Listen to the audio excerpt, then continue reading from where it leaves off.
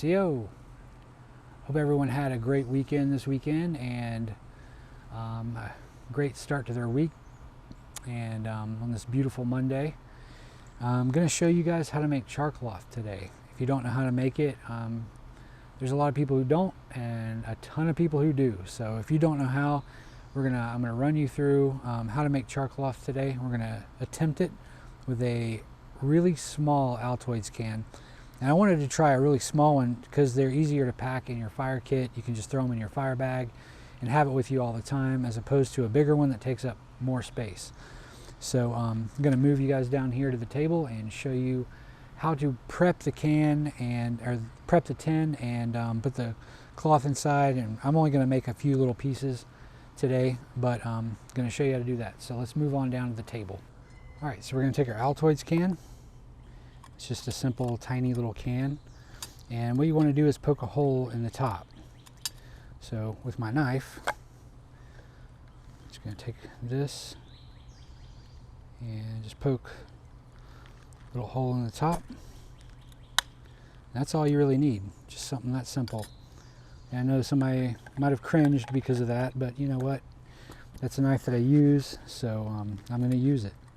So after you get your little hole in there, just take your cloth, and I got that from just a regular cotton t-shirt.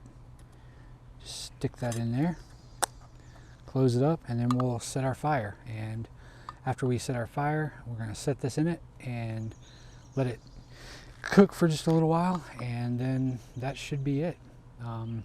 After it cooks for a little while, probably about I would say something like only this, this little bit right here, probably about 5 minutes or so, maybe 10 minutes. We'll give it a little bit of time, but we'll see how this goes. And the next video, I'm going to show you guys how to ignite char cloth with the flint and steel. So that'll be the next video. And while we're waiting on this awesome stuff to cook, I'm going to talk to you guys a little bit about some stuff. Okay, so we're going to start our fire now and get this going. And like I say, we're just going to use this little tin right here, and that's what we're going to use to essentially make our char cloth with. So I'm going to start this out.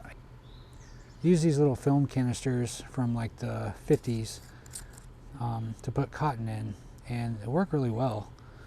Keeps them nice and dry, keeps all the cotton nice and dry and everything, so that you don't have to worry about any kind of moisture getting in there. And I always use cotton to start my fires with.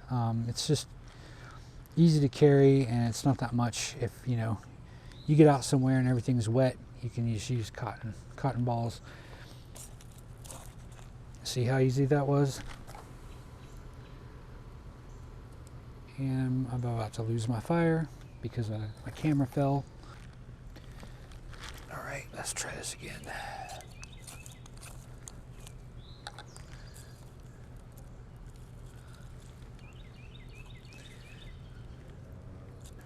And now we will just set our can right down in there in those hot ashes. Kind of get the fire built up around it. And we'll let her go for a little while, see what happens. And that's really all there is to that. So while this is cooking, I got a question for you guys. What is your story? What is your story in life? What type of person do you want to be remembered as? What is the character of your story that you want people to remember way into the future? The person that 20 years after you pass away, who is that person that you want to be remembered? And that's what I ask myself quite often nowadays, is because I really want to be remembered as a good person who did good things for people. And I think that that's important to some people. To some people it's not. But to me it is. It's important to me. Because I want to be remembered as a good person. I want to be remembered by the things that I did. Not just for people, but in my life. I think that's one of the reasons why I do these videos. Because that way my kids can look back years from now and show their grandkids, hey, this is what your grandfather was like. He would go out and teach people about our native roots and our ancestors, and he would do outdoorsy stuff, which probably in the future won't even be a thing. Who knows? But the rate the world's going right now, it probably won't be a thing. People will be like, what's camping? What is that? I've never heard of that word before. But you never know what the future is going to hold. So they can look back on videos like these in the future and see the cool stuff that we used to be able to do. Hopefully that won't be the case. Hopefully that people will still be able to do the things that we're doing nowadays. And that won't go away. But you never know how things are going to turn out in the future. But that's how I want to be remembered. I want to be remembered as the grandpa who went out and did stuff out in the woods and talked about his lineage and his family and how he learned how to do things and teach about his ancestors. That's how I want to be remembered by my grandkids. And so what's your story? What are the things that you would like to show your grandkids or great grandkids in the future? There are several ways you can tell that story. You can write them down in a journal. Journals are always good. You can write those down, and then generations from now, people can read about those things that you did and things that you experienced and the adventures you've gone on, things like that. The other thing is vlogs. You can vlog your life. You can go on there and videotape your memories, videotape your adventures, and a lot of people do that. And that's pretty fascinating because they have something to show their kids and their grandkids, and on and on and on through generations of all the cool and exciting stuff they did. And I think that's really cool to do, is just to tell your story in one way, shape, form, or fashion, so that years down the road, your grandkids, great-grandkids have a record of sorts of you, and they can watch you or read about you doing these things. One thing I really wish I had, or that was available back in the day, was I wish my grandparents and great-grandparents had video cameras and things like that to document the things that they did. Because it would be really cool to see my grandfather doing some crazy stuff back in the day, and be able to watch that over and over again and learn from that. And be able to see the things he did and learn from those things. And that'd be really fascinating. And I think about that from time to time. So I kind of want to do that for my grandkids and tell my story. And you can tell your own story by doing that. I think that's really cool. So I challenge you to not necessarily have to, not necessarily make a YouTube channel, but make a video, post it about yourself, post it about the things that you do, cool adventures you've been on, tell some stories. It doesn't have to be about your ancestors or your ancestors' beliefs or whatever. Just tell some stories about you. Tell some exciting things that you've done in your life. Everyone has a story. Everyone has an interesting tale or fact about themselves that they've done in the past that a lot of people would be really interested to hear about. And I find it myself often wondering when I pass homeless people on the road, or people in general, more or less, I pass a lot of homeless people on my way home from work every day and to work every day. And I always end up wondering, I wonder what their story is. I wonder what happened to them to get them into this position. You know, I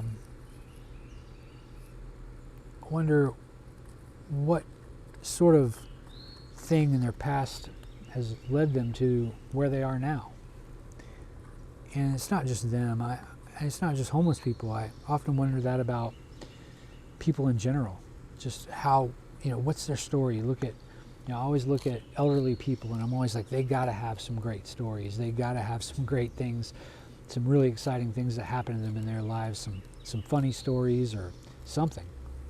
I always find that really interesting. I always want to talk to those people and find out those stories, because I love talking to old people because they always have the coolest stories.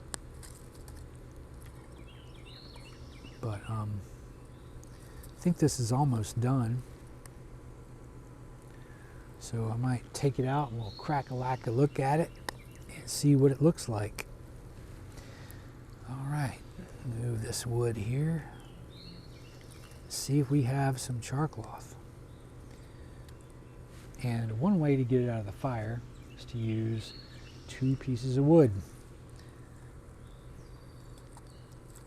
And you can sandwich it between the 2.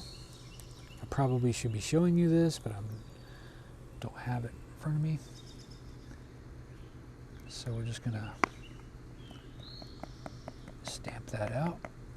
All right, and let me move the camera and I'll show you, and we'll open it up together and see if we have char cloth. If not, we'll just throw it back in there for a little bit longer. And we have char cloth. So here is our char cloth, right in the can there. I don't know if you can see that. That is our char cloth. We have it all set. It's all nice and burned.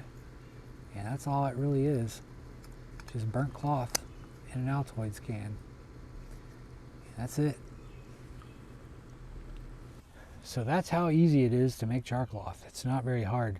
Just got to get an Altoids can and some cloth. And don't tell my wife, but I chopped up one of my cotton t-shirts. She doesn't really care because I never wore those anyway. They were, you buy them. I bought some cotton t-shirts at Walmart, and they don't last maybe 2 or 3 washes and they're gone because they shrink up so much. So I just decided to cut some off and make some char cloth out of it. And I got tons of it left, so I can make tons of char cloth with it.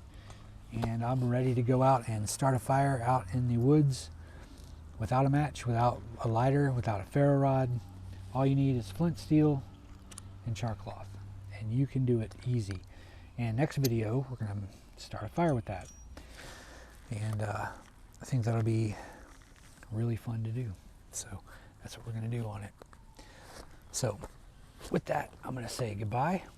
I hope you guys liked our little talk today. Remember, what's your story? Make it something good. Tell your lineage your story. Let them know who you are, because I'm pretty sure, I can almost guarantee you, they would love to see it. They would love to know who you are and what you have accomplished during life. And I think that would be something that would be really cool for them to watch and to remember you by long after you're gone.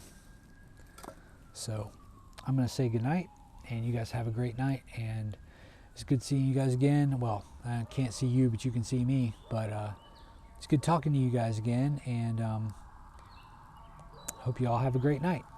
Stay safe.